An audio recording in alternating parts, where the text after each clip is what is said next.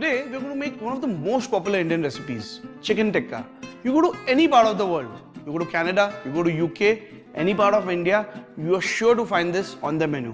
So let's make the right marinade for the tikka. So I'm just going to strain this yogurt, making sure that the excess moisture goes out and we get the right consistency.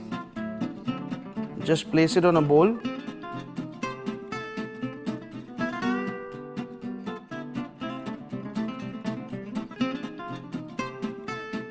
Squeeze this excess moisture out.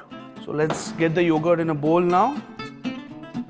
It's the time to put all the lovely Indian masalas. Now I'm adding the red chilli paste, some nice dhania powder, which is the coriander powder, lovely garam masala, turmeric.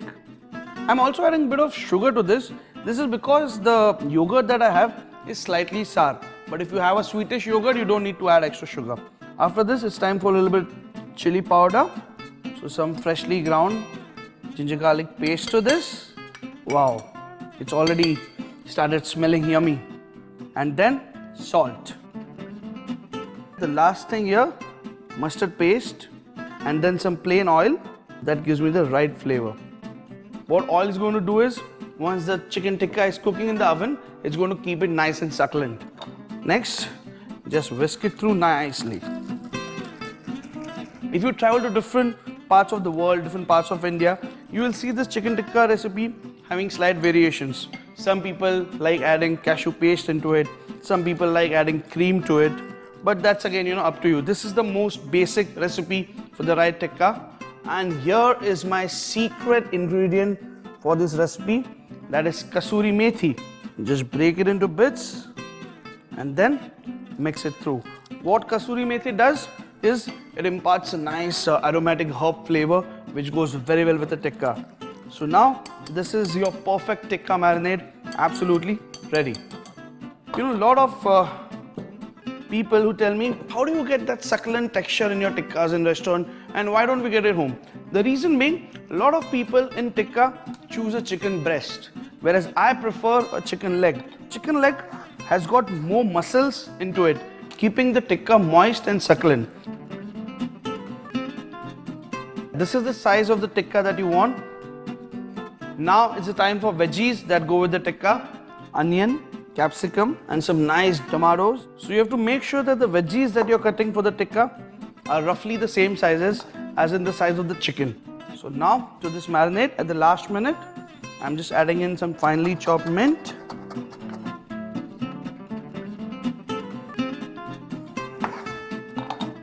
And some lemon juice in this. So let's mix this through.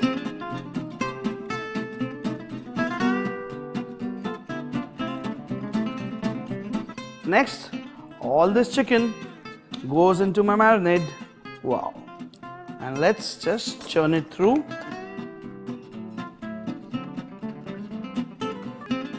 Now, ideally, I'm just going to put this for marination at least 3 hours so all the flavors in the marinade get nicely impregnated into the chicken. So here I come. The marinade and the chicken has been sitting now for 3 hours. I am ready for the show now. So I've got some nice satay skewers here, which are basically bamboo sticks. If you have the typical steel rods as well that we use for kebabs and tikka, that is good enough.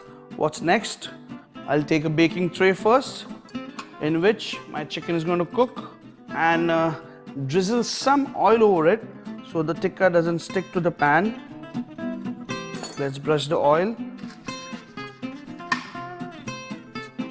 Now with the tikka, I'm going to use alternate veggies. Doesn't matter how you like it. So first goes in the onion. Yep. Then my chicken piece, as in chicken tikka. Nicely through. Then a piece of tomato. Chicken once again. Then the capsicum. Another piece of chicken. And once again, a chunk of onion to close this. Space it such that all the veggies can be seen, not too tight because then the tikka is not going to get heat from the oven to cook it evenly, but not too spaced out as well. I'm just coating this so even the veggies get a nice coating of the marinade, and then into the baking tray.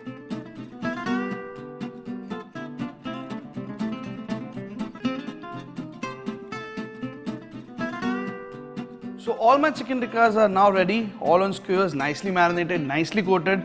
Now chicken tikkas normally are baked in tandoor. So if you have an oven, set the temperature setting to the highest possible.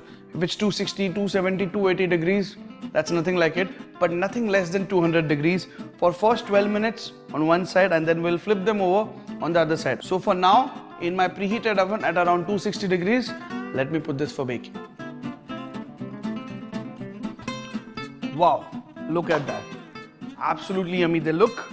And now, steaming hot tikkas.